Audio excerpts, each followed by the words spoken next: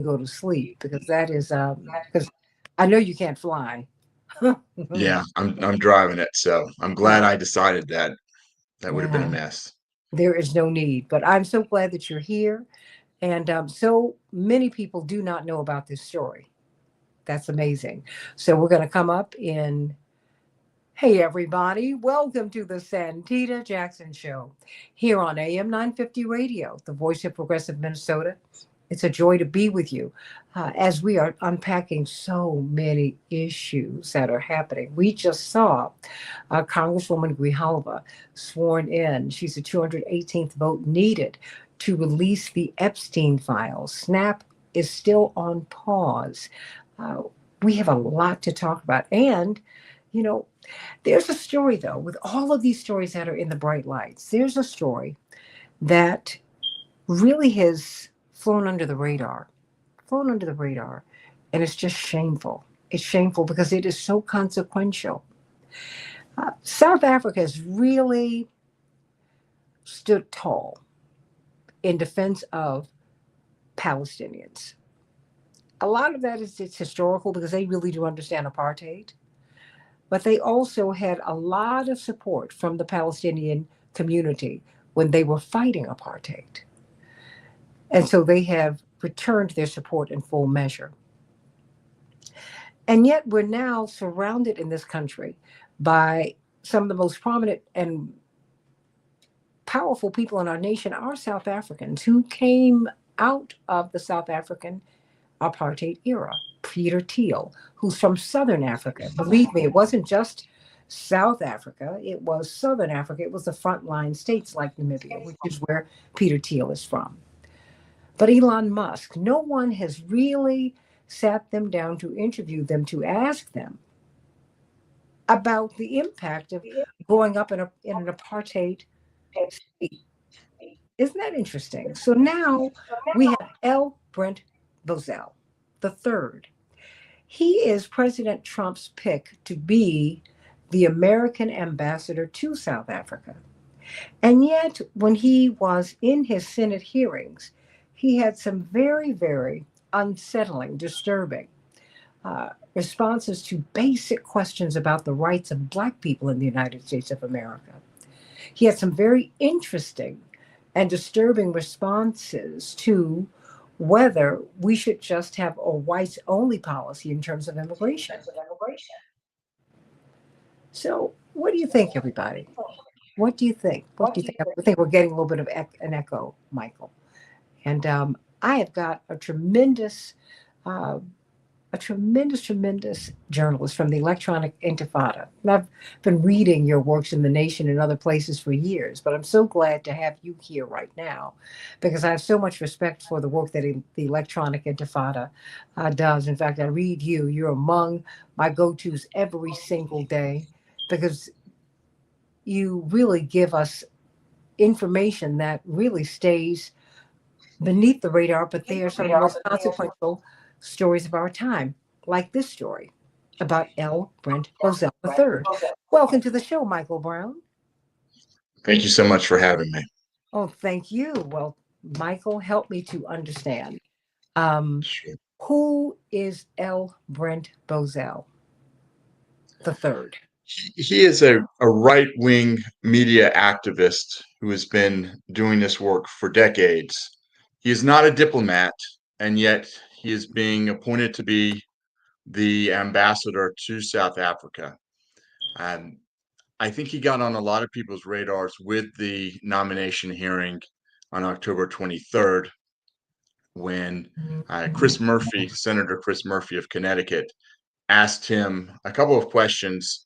Um, One was about um, voting rights in the U.S., if he would support bringing back laws to this country that would only allow white people to vote. And the man would not give a direct answer. It was as Chris Murphy said, it was a layup question. It should be simple, and yet here we are. What is it? 34 years since Mandela walked out or was Mhm. released. I think it was in 1990, so 35 years, Mhm. and he can't answer that simple question about well, voting rights here, and he's going to go over there and be our ambassador. When he was asked a simple question about um, a hypothetical, still a hypothetical, but getting very close to the truth of only white immigrants being allowed, or white refugees being allowed into this country, he would not say whether he was supportive of only white refugees. But that's essentially Trump's policy now. They're cutting it down to 7,500 people. 7,000 of those would be white Afrikaners. And for those of us of a certain age, I'm 56. I caught the tail end of the anti-apartheid protests, student protests in this country. I imagine that you were And active I was in it some in years before college. that. Yeah. Yeah, I mean, it was a huge deal, and to see the regression in this country of sending somebody over there who will not give a straight answer on voting rights, it speaks volumes about the direction that Donald Trump is taking us, and I think is very disturbing on a number of fronts. But Michael Brown, he also was openly hostile to the African National Congress. Mhm. And then presumably Nelson Mandela, Walter Sisulu, and that whole cohort of people and their struggle in real time. Tell us about that. So he wrote a letter in 1987. He was the president of an outfit called the National Conservative Political Action Committee. And he wrote to the Conservative Caucus that his organization is, quote, proud to become a member of the coalition against ANC terrorism.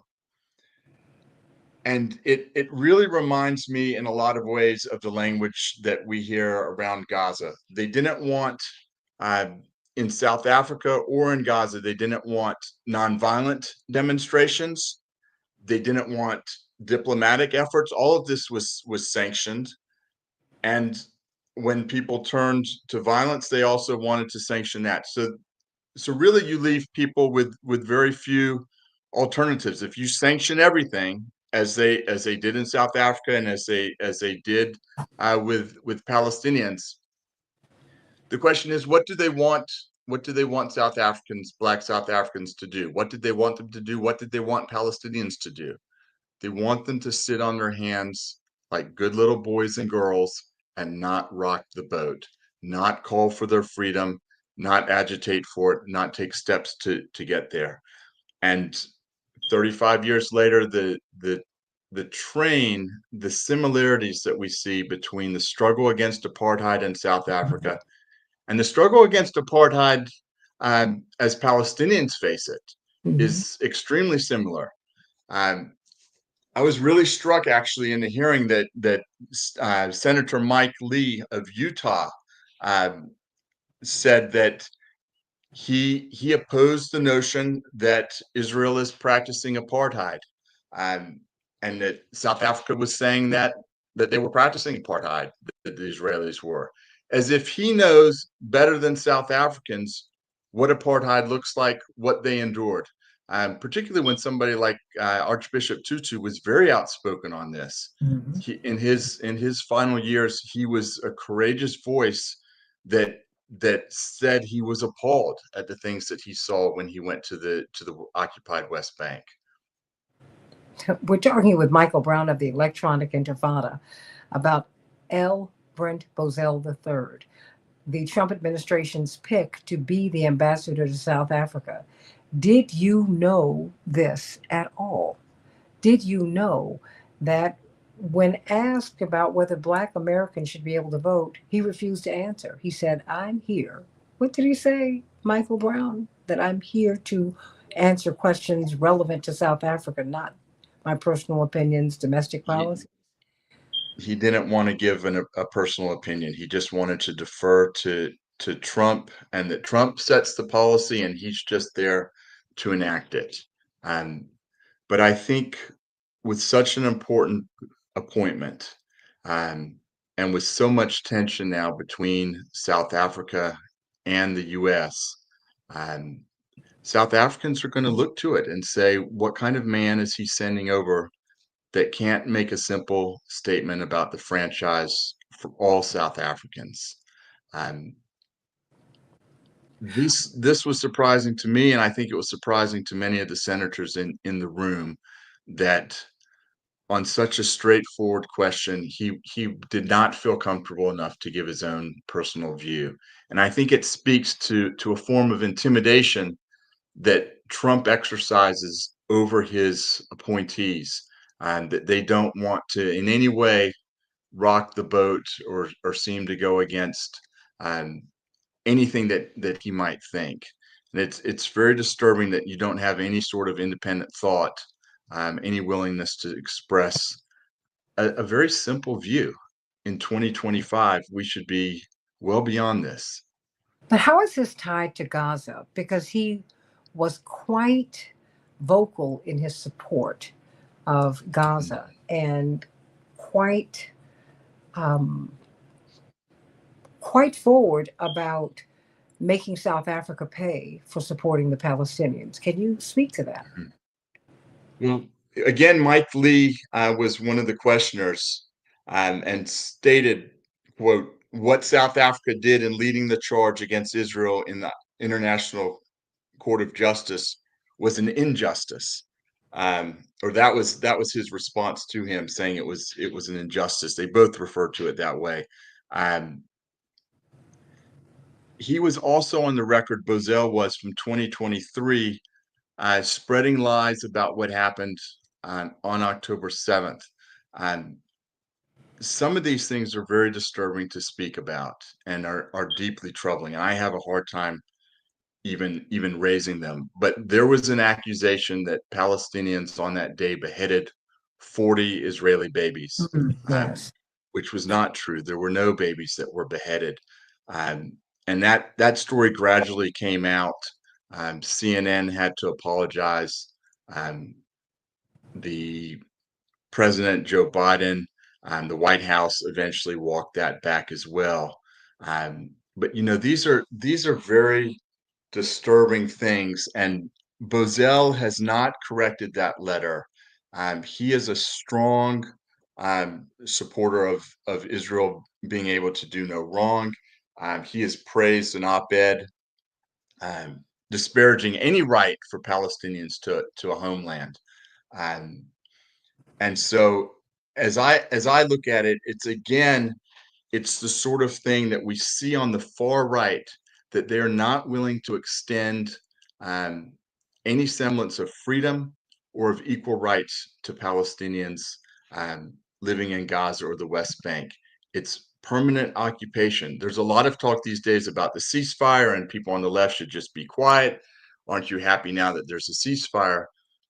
And there's very little understanding um, that quiet or a ceasefire is not anything like peace or justice whatsoever. And so these people have no interest in moving beyond um, the situation that they've got Palestinians in now, where Palestinians have freedom and equal rights in the land that they were dispossessed of in 1948 in the Nakba.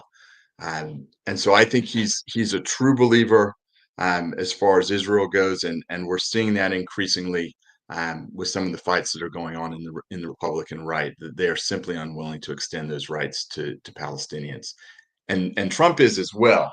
On Mhm. that front, I do want to say that um, for Democrats and the left, it is clear that the politicians have been out of step with where the grassroots sits on this issue. And I think that's really crucial. The movement that we have seen among the American public that is appalled at what they saw over the last 2 years. Mhm. And things have really begun to change in this country on that front. We have a long way to go, but Democratic politicians are beginning to look at organizations like APAC and refuse to accept their contributions. Um, it's too few of them. It needs to be more, but it is beginning to happen, and it's a significant development. But we're also seeing that on the right with young people. What is it? Jonathan Greenblatt, in a in a leaked leadership meeting with Israeli and I think in Jewish American leadership. Excuse me, in the immediate aftermath of October 7th. Apparently, well, no, he did say in the meeting, he said, look, you keep looking at this as a right left fight. He said, but we've lost a generation. It's a generational shift. I mean, you see it when you see the Turning Point USA gatherings that are ongoing in the wake of the killing of Charlie Kirk. Uh, when these young people come to the mic and they're presumably on the right end of the political spectrum, they want to know they they have changed their minds about American policy toward Israel. And so my question then for you is, do you think that they're playing a role, that APAC and organizations and outfits like that are playing a role in having an ambassador, an ambassadorial pick like Brent Bozell? The young people aren't influencing that pick, I think, but I think they're going to begin to influence future picks. Well, I What mean, even, but no, I'm John saying currently, do you think that the Jonathan Greenblatts and people like that are have influenced this pick? they could be. Um, I mean, I would think that somebody like Jonathan Greenblatt, you would hope, as a civil rights leader, supposedly. I don't view him that way, but as somebody that makes that claim, he is so anti-Palestinian that I would not say he's a civil rights leader. Mm. Um, but on something as clear cut as Bozell not being willing to say that there should be voting rights for all people in this country, um, I would hope that Jonathan Greenblatt would have said something. I haven't seen anything from him, but I have not been looking. Um, I do think he was right. He was sad to be right. He didn't want to be right, but there has been um, a loss of a generation where people used to support Israel. They no longer do. It started with students on the left who I think have had a dramatic wake up call, seeing what happened to themselves on college campuses over the last 2 years. And now, more recently, it's spread to the right, which I've been grappling with for a week or two since the whole thing blew up with Nick Fuentes and Tucker Carlson, and the Heritage Foundation. Um, Tell of me what you think about that. Let's look at that for a minute, because well, it's a I think it's maybe some yeah. people in this audience might not know who Nick Fuentes is. I mean, he is so strident in proclaiming his whiteness, and yet his father's Mexican or Mexican American. He's confusing to me, but he is so strident in his anti Jewishness. It Mhm. is. And he has such a huge voice, so many supporters. It is absolutely shocking. Yeah, And it seems yeah, that it's the support for him is growing. I mean, and Tucker Carlson is already the biggest guy in the pod. Well, on at least on YouTube, but he's a huge presence in the space. Tell us about this meeting that they had, because the last I heard tell, Tucker Carlson and Candace Owens did not think very highly of him, and now he's on his platform, and it was not a hostile interview. no, it was not. It was quite a friendly interview. I did feel occasionally as though Tucker Carlson was trying to sort of in an elderly way move him in something of a more responsible position, but even then Tucker did not really press him at all on his Hitler love. It was disappointing in the interview in a lot of ways.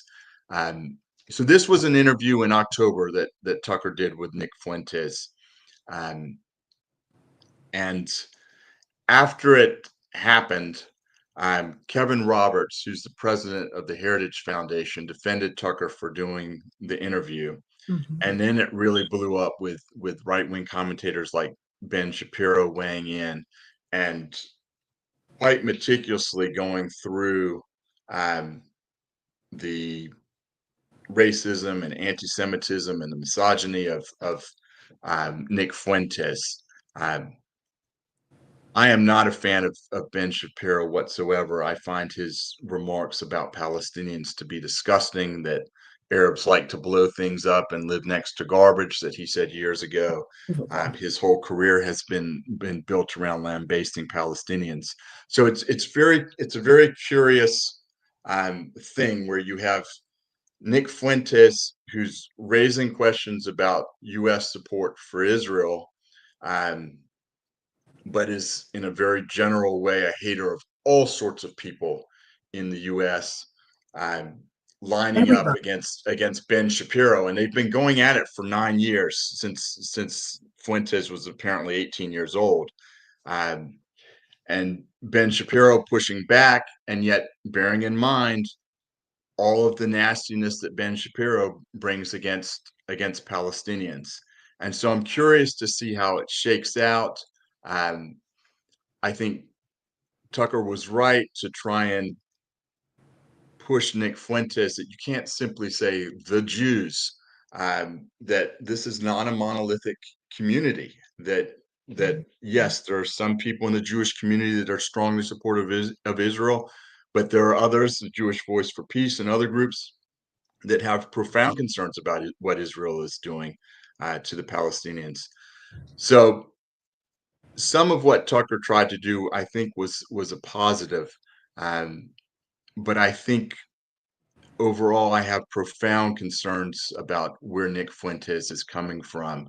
Um, at 27, um, it's alarming to me that he has such support, particularly among young white men called the Groypers, Mhm. um, and I don't know where that's going to go.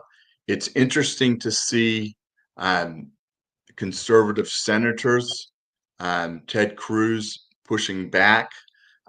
What I find particularly striking is um, the willingness of a lot of pro-Israel people um, to accept anti-Semitism um, until it's directed at Israel, and then that seems to be a line. And Fuentes and Tucker have crossed that line, and that to people like Ben Shapiro seems to be unacceptable. But when Trump has Nick Fuentes in 2022 come to the White House, um, there's not the sort of reaction that you would think. So my take on it is, you it seems on the right that you can say all sorts of nasty things against Jewish people, but if you Mhm. start to raise questions about what Israel is doing, then that's a bridge too far, and that's a problem. And But I'd Michael, like to see the right address it. but Michael Brown, you will see Jonathan Greenblatt, and you will see uh, you will see these groups come after.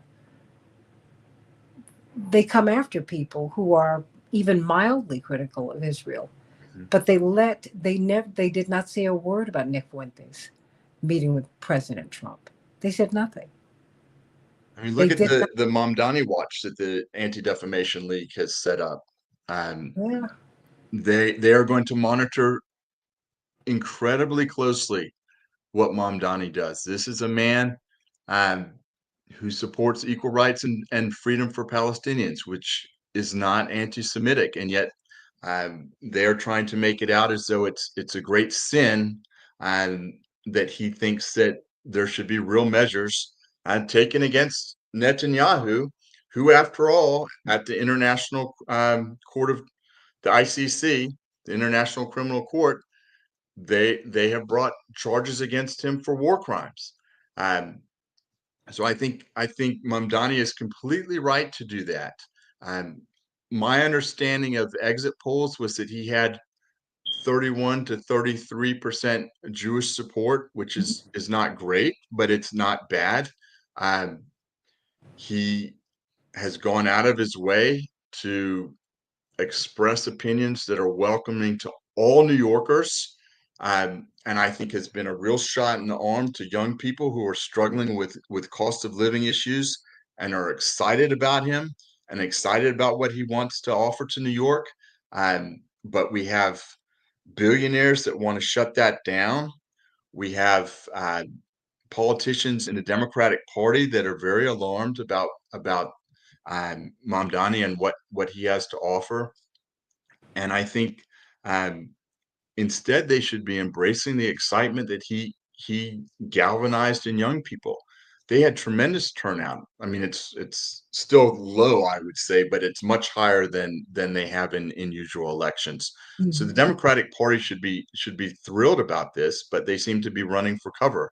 Um, and if he has success in the programs that he's setting up to keep the cost of living down, where Trump is failing, I think it will send a message to other parts of the country. I mean, New York is very different than a lot of parts of the country, but if he Oh, yeah. succeeds, it will be a real positive. But I think there will be elements um, like Jonathan Greenblatt who are cheering for his failure and pushing it. And it Mhm. remains to be seen what President Trump will do if he's going to try and cut off some forms of aid to assistance to New York City, and how the city will push back and the state of New York will push back when they give so much money of their own and tax money to the federal government. Well, let's hop back over to South Africa because we can go back and forth with this because there is a there. I mean, there are ties. How do you think that South Africa might push back against an ambassador Bozell, um, and moreover the rest of the continent? Mhm. Because let's be very clear. Even though many on the continent are cutting separate deals with Israel, they can't. Not many. Some are, because the fact is that they still are. It's still problematic. You know, when you look at apartheid, right? I mean, that is something that, and then when you know that the South African government and those persons who have been the public face of this resistance, they've been threatened by Israel. Mhm. That's been reported as well. I mean, one thing I'll be watching for is to see whether they accept uh, the ambassador, assuming that he's appointed on a party line vote. Because recall that earlier this year, um, Secretary of State Marco Rubio threw out Ibrahim Rasool, the South African ambassadors to the U.S. And so, from what I've seen, South Africa is certainly under no obligation to accept him. Um, and it would be very interesting to see if they said, "Look, this is a man who has not been willing to take a firm position on voting rights for um, people in the U.S. Has a very troubling history um, with South Africa's freedom movement." And is on record, as is the president, certainly the president is, talking about this notion of white genocide, as if Mhm. white Afrikaners are being genocided in South Africa, which is nonsense. But in the hearing, in the nomination hearing, Bozell simply let that ride, seeming to accept the president's position on this. Um, and yet, on the other hand, where there's an actual genocide going on in Gaza, they're unwilling to accept that sort of language um, being applied to Gaza, when all the experts, or almost all the experts, are saying it. None of the experts are saying it about South Africa. And so I really feel as though Trump is sort of playing this game, which is meant to exercise people on the left, and it does get people worked up. I get agitated thinking about it, um, but there is not an iota of evidence suggesting that's the case, and so we go off talking about these things, um, and lose track of other things that Trump is doing, like cutting aid to South Africa. They've reinstituted some of it, but I think South Africa is in a very delicate position. If they throw out an ambassador Bozell, will that lead to trouble that is very difficult economically, with the U.S. being an economic powerhouse? Will that be difficult for South Africa to weather? Because Trump certainly is known when he gets punched or sees himself as getting punched, it's the Roy Cohn philosophy of punching back twice as hard. Um, and so I wouldn't doubt that Trump was fully capable of that. So I think South Africa will probably be fairly cautious. They'll talk about it. They'll dislike the fact that Bozell is coming over, but it would take tremendous courage to stand up and say, this is too much. We're not going to accept somebody that's not willing to make basic statements on the franchise. Because would South Africa not have the power to not accept his credentials? They would have that power. From what I've read, they would have that power. I mean, you can throw out an ambassador very much in the way that um, Marco Rubio threw out the South African Yeah. ambassador. It's just easier to do it on the one hand when you're a powerhouse like the U.S. It's more fraught for a country like South Africa um, that could be tariffed by Trump, that could have measures taken against them by the president. Um, and Trump is certainly willing to throw his weight around, and I think it reflects very poorly on us as a country to put forward a leader who talks about nonsense like white genocide, who talks about accepting 7,000 Afrikaners out of 7,500 refugees. Um, and you look at a lot of the religious organizations that work with refugees coming into the U.S., who I think really struggle with is this what we really signed up for? Is to accept the very people um, that implemented apartheid policies who are now being seen as somehow discriminated against in South Africa.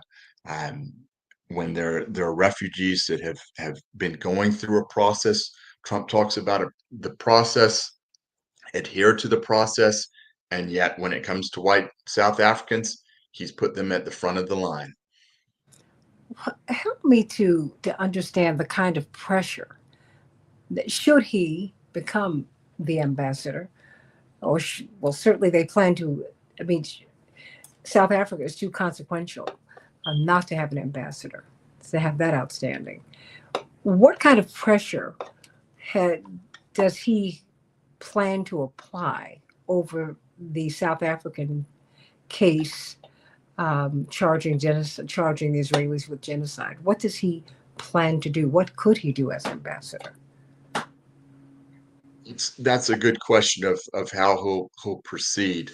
I think he would have to work in conjunction with President Trump, saying, if you don't, I don't certainly don't want to give them any ideas. I think they probably are perfectly capable of dreaming these things up themselves. But on the tariff front, that they could do something like that. Um, they could say, if you don't drop your case at the ICJ, the International Court of Justice, then you will face heavy tariffs. You will face a cutting of U.S. aid for the various programs that we have in place in South Africa, where we're talking about hundreds of millions of dollars at stake. Um, Mm-hmm. and I think that will give the South African government um, some pause, but I do think that they are a government that is more likely than some of the other governments that we've seen be willing to push back. What has troubled me over the course of the first months of the Trump administration is is how little countries in various regions have said, look, we have mutual interests. Trump is pushing against us. We can't fight him country by country. We need to unite and have a joint effort. And whether that's Southern Africa or whether that's more of the continent, um, those sorts of unified stances, I think, provide somewhat more confidence and ability to fight back. But the U.S. is an economic powerhouse. It's not easy to do these things. Mm-hmm. These countries have difficult economic situations, and I think we'll really have to grapple with how do we best wrestle with Trump for the next 3 years. I mean, one can hope that he gets sidelined on other issues, but when he gets hold of something, he stays on it for some time, and it can get quite nasty. Well, I'm wondering if he's underestimating the will of the South African people, because I think that if the South Africans cave on this, I think that they would face an angry South African public. Yeah, I just, and that's an interesting point. That's an interesting point. Is that they have suffered populations? before, right? Yeah, They're the accustomed. grassroots communities don't like to be pushed around. Nobody likes a bully, and sometimes, as we've seen in other places, um, in Central America and in the Caribbean, when the U.S. throws its weight around, um, the response can be precisely the opposite of what these strong-arm presidents intend. That people um, stand up and say, you know what, it's going to hurt, but we're going to resist this as best we can. Um, and I think that's something that's been misunderstood in Gaza and the West Bank, is the tremendous steadfastness of people there in Gaza and in the West Bank to resist genocide and to resist ethnic cleansing. Mhm. And South Africa has that same sort of backbone with what they went through over decades in almost precisely the same time period from 1948 as Palestinians did. That there is a similarity in experience, with the major difference being the early 1990s, when Mandela walked out of prison, and the energy and excitement I remember on campuses. I remember when I was just finishing high school and Archbishop Mhm. Tutu came to Duke University, which was a few miles down the road from me. And the energy of young people that I saw that day probably has parallels with the energy that we saw with young students over the course of the last couple of years, um, with saying, this is the issue of our time. Mhm. This sort of white supremacy in South Africa cannot be allowed to stand. This sort of apartheid now that we're seeing from Israel cannot be allowed to stand, nor can the genocide. But the results have been very different. I mean, imagine if we had seen billions, hundreds of millions of dollars taken from universities for their students standing up against apartheid in South Africa. Um, so where Trump has taken this is really heavy-handed. Not to say that uh, Democrats were great on it. I mean, the Democrats were speaking out against young students as if they were neo-Nazis or something. Mhm. And there was a lot of troubling rhetoric on that front too. But it's Trump who's now threatening the universities with the loss of hundreds of millions of dollars for critical medical work that's going on at these universities, scientific work. Um, and that's another case where we just talked a moment ago about countries unifying to push back. The necessity of universities trying to form some sort of united front to push back against Trump, because otherwise they're going to be picked off one by one, as we've been seeing them cave one by one. But do people know the level of hostility that Bozell has toward Black people? I mean, so many people shockingly don't know about this story, Michael Brown. That's one of the things that struck me, that you had written about it, and you've written about it so extensively. Your article is so thorough. Um, like, what did he call President Obama? Yes, let me see if I can get the exact quote on that, but it was something to the effect of a skinny ghetto Ghetto crack. crackhead. Oh no, I did not forget that. A Yeah, skinny and ghetto crackhead. yeah, yes. So, as I said in the article, whatever your views of Obama, whether you're very supportive or opposed, that is clearly a nasty and racist statement. Um, and so that's another interesting point actually that I did not make in the article, is that you know Trump, anytime he gets a chance to take a shot at former President Obama, he seems to delight in it. Uh, and so I don't know if he was aware of that statement that was made years ago, but I wouldn't be surprised if that was uh, rather than something detrimental to his case, it would, in Trump's eyes, boost the case for putting this man in charge with South Africa. But, it's always dangerous to underestimate Michael Brown. We're talking with Michael Brown of the Electronic Intifada. I urge you to support them. They give us some of the best stories, some of the best reporting, quite frankly, that I've ever seen. And it's always so principled and accurate. We're not hearing about that. We're not hearing about this story, and we're not hearing about this man's outright hostility to all Black people. Mhm. I mean, he just you called you call President Obama a skinny ghetto crackhead, really? You don't know. I mean, and no other senator jumped in. Okay, the Republican would get the response behind Senator Murphy's question, but no Democrat jumped in to say, wait a minute, you didn't answer his question. Mhm. I need you to tell me whether Black Americans should have the right to vote. I Yeah. need you to tell me whether you believe that this policy shutting down immigration for everybody but white Afrikaners who are running away from a free South Africa because they would rather have an apartheid South Africa. See, I've been to South Africa. Yeah. I know how Black people are living in South Africa. One or two billionaires and a few dozen or so millionaires have not changed the circumstances of the overwhelming majority of Yeah. South Africans whatsoever. Black South Africans are still under the boot, and they are restless and they seek relief.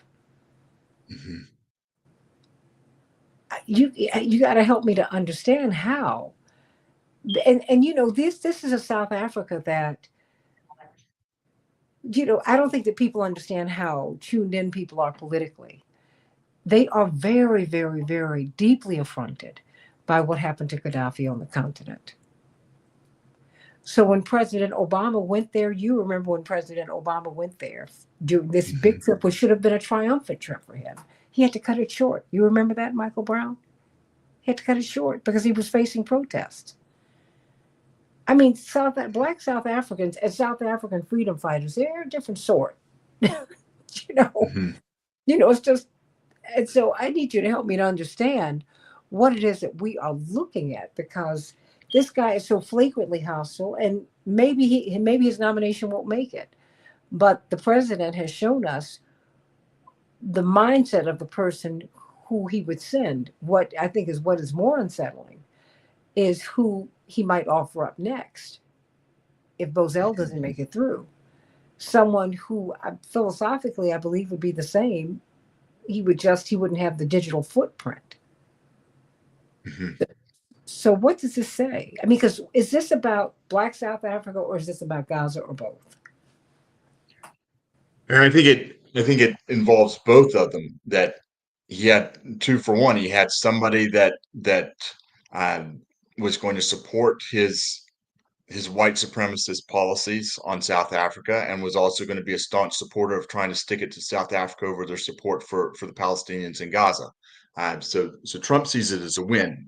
The point of the nomination hearing that you're driving at um, is, you would have thought that there would have been more Democrats that were pushing very hard on the issue that Chris Murphy raised. Um, my guess is that Bozell is going to be approved. Um, he's going to have widespread Republican support. Um, one would hope that the Democrats are largely going to vote against. I remember when David Friedman was appointed as ambassador to Israel in the first Trump administration. The vote was, as I recall, something like 52 to 46. Um, that should probably be checked, but I think it was 52 to 46. So there are times when the Democrats recognize that these candidates are seriously problematic. They don't have the majority to stop them. But Mhm. what would have been expected is in that nomination hearing that more of them would have spoken out along the lines that Murphy did. Um, and And that the that DNC was not the case. and that the DNC would have said something. I cannot Mhm, imagine someone insulting Jewish Americans in this way mhm. and the Democratic Party not respond to it. Yeah. This is I such an mean, affront. sometimes one of the frightening things I think is how normalized almost Trump's hatred and white supremacist notions, how that just becomes people see it and say, yeah, that's Trump doing Trump-like things. Uh, it comes at you so relentlessly every single day. The lies, um, the policies, the nastiness, it's difficult, I think, for people to keep up with the story because it moves on to the next outrage the next day, and nothing seems to stick to Trump. But this one, um, I think, of a different character. How so? When you're talking about the franchise and a man that cannot make that simple assertion, that should be a serious problem and should be a wake up call, even to Republicans. Um, and yet, I suspect that they're going to, as they've done consistently throughout Trump's years, go right along with it. But there has been no one has said anything. And I mean, you have prominent Black Republicans. They haven't said anything. No one has said anything. And that to me, you call President Obama a skinny ghetto crackhead. I don't care how you feel about him. You're not going to like everything that anyone has done, Mhm. but he absolutely does not deserve that. He doesn't deserve that disrespect at Yeah, all. yeah, That is so profoundly insulting. I can't even be objective about it. yeah, I mean, when I yeah, read that in your piece, I'm outraged. I'm just right. outraged. I'm outraged. And he would say this about a U.S. president. See, one of the things that I learned, I was on Fox News for years, and I was hired by Roger Ailes. Yep, yep, yep. I have some friends on the right wing. The first album I did was produced by Senator Orrin Hatch. Go figure. But he heard me The singing. only time I was ever invited on one of the big networks was Fox News to talk about Palestinians, and I almost lost my mind, but we went at it. Other But networks, CNN won't invite you on there to discuss that. They've hardly had anybody on to discuss what's happening. So, as many problems as I have with Fox, they would they would back then. This was in the early 2000s. They would invite yes, people on. It was ugly. It was nasty, so it but was. you got the chance to make your point. And and look, at least you got heard. Okay, well, kind of. And that's what happens there. But you got there. Okay, Mhm. and trust me, someone was curious after they saw you. I There mean, were. I heard from people. if There you were get people that wrote in very thoughtful notes, and it was very that's interesting it. to see the response. You get the platform. I get stopped in the airport all the time. It's the platform. That's the key to be able to get it. And one of the things that I learned there from Roger Ailes, bless his heart, may he rest in peace. He said, "You don't shoot inside the tent. Never do that." Mm, Loyalty was his thing. That was it. You don't do that. He wouldn't even let people shoot at me. He said, "She's here. So she's part of the family. You don't do that. mhm. Just we don't do that." I respected that. And I didn't, it didn't, and he didn't ask me to temper my views.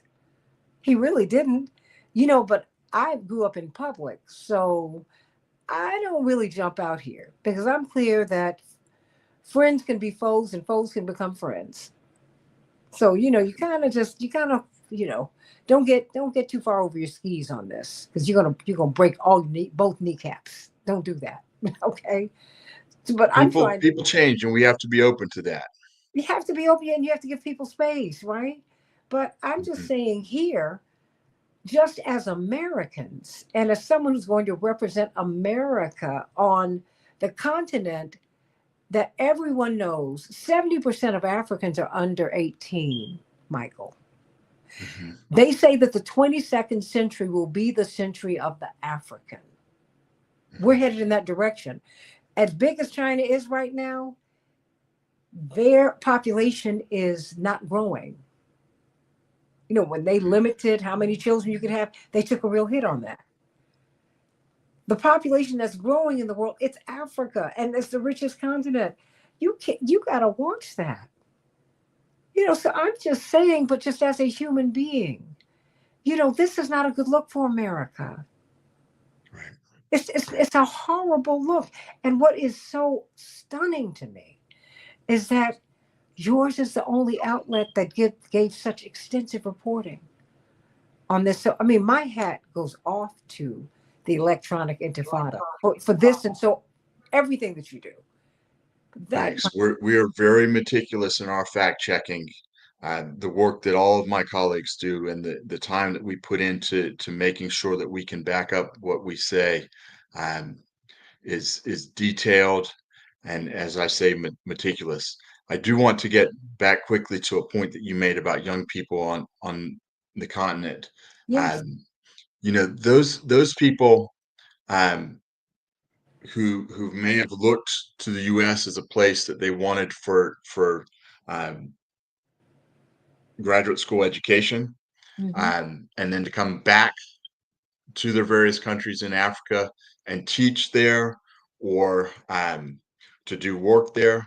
And I think this actually goes for all over the world. People are now looking at the US and are saying, I do not want to go to that country. I Absolutely. want to go, if I'm going somewhere else outside of my own country for further education, I'm going to look elsewhere. That's right.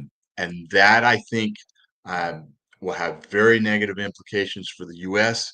and is something that will hurt our own students who should be exposed to people from all over the world to learn. When I was at Colgate, my suite mate my senior year was from Soweto, Mm. and we had conversations late into the night about various things, Hmm. and that would not be happening 35 years later, I don't think, under a Trump administration. Hmm. The students that you can learn from in a college setting can be as vitally important as the classroom work that you do. And so I looked back at my own college experience, Hmm. and the amount that I learned outside the classroom, uh, Absolutely.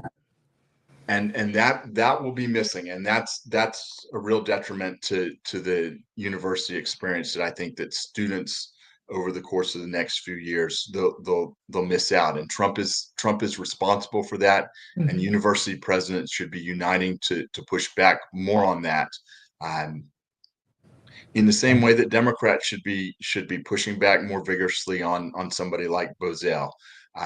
I don't necessarily expect it from them on the Gaza side of it. I Hmm. wish that they would, but on voting rights and the franchise for um, people in this country, for the Black community, it should be an easy one. It should be an easy lift, and it should be pounded day in and day out, so that this vote will have everybody's eyes on it. And I don't see that being the case.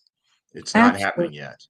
Before we go, let me ask you, why did you choose to do this story? What attracted you to it? How did you hear about it? What attracted you to it? I saw it, I suppose, online. I think I first saw Chris Murphy's tweet. Somebody was tweeting about Chris Murphy's questions, um, and you know, our work is generally Palestine related. Yeah. Um, but my own educational experience with apartheid South Africa as a college student, um, with civil rights issues, with growing up in North Carolina and working against Senator Helms in 1996, there were overlaps that I wanted to pull out for people to be able to see, um, the line of thinking, the anti-black racism of Bozell, the anti-Palestinian racism of how that is infused in this man that Trump has put forward. And so it seemed like an interesting story that pulled together long-standing interests that I've had, long-standing concerns that I've had, um, and reminds of, um, the powerful, powerful connections over the years between, the struggle for freedom in South Africa and the struggle for freedom for Palestinians. Hmm. Michael Brown, Electronic Intifada. What would you like for us to know before we go? Well, I think we've gone over a good deal of ground. I would encourage people to see the article at the electronicintifada.net. If you want to check out any of the links there, it's all very meticulously documented. Read through that at our blogs and see our other articles that my colleagues have been working on. Um, it is very well documented work, and I appreciate you so much taking the time to have me on this afternoon, because one of the really discouraging things about doing Palestine related work is how infrequently, um, mainstream media, the CNNs and others, um, have people on to discuss what's going on in Gaza and the West Bank. And so it's really extremely crucial that these sorts of programs are out there, that you're exposing your listeners to this sort of thing. And I really appreciate all the work that you're doing on this front to enable these points of views to get out there, because at least from my vantage point, it seems that so many people now have simply had enough of the CNNs and are saying, you know what, I'm going to get my news from elsewhere. And Mm. so you are offering that, and it's vital. Oh, I tell you, I'm honored. Um, I'm honored to have you on the show. You make the work that I do worthwhile, really. And I thank you and Electronic Intifada for the work that you've done. Thank you so I've much. been a long time admirer, and your sister in the struggle. So there you have it. Thank you so much. It's been a real pleasure to be with you today. Oh, God bless you. AM 950 Radio, the voice of progressive Minnesota. Everybody support the Electronic Intifada. This is Michael Brown, and support his work too, because I've seen you in the nation in so many places, and you've always done such fine, fine work. And thank you for being a truth Thank you. teller. Much love and many blessings, and traveling grace and mercies to you. AM Thanks so 950. much.